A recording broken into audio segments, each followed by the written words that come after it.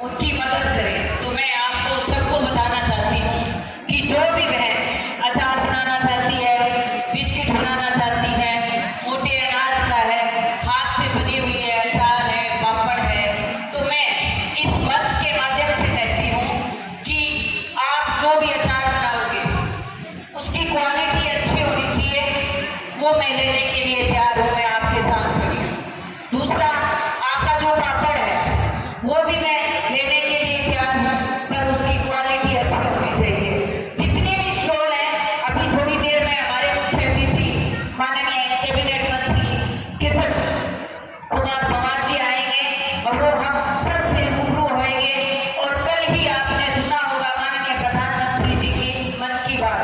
उस मन की बात में स्वदेशी चीजों का जो भी काम हमारी बहनें बनाती हैं, तो सबसे बड़ी समस्या क्या आती है कि बहनें अचार है, पापड़ है, मुरब्बा है बनाने के लिए तो सभी तैयार है, परंतु उनकी मार्केटिंग नहीं होती। तो मैं आपसे इतना आश्वासन दिलवाती हूँ कि जो चीज मैं आपसे ले सकती हूँ वो मैं आपसे ये कहती हूँ कि अचार में ले सकती हूँ, बिस्किट में ले सकती हूँ,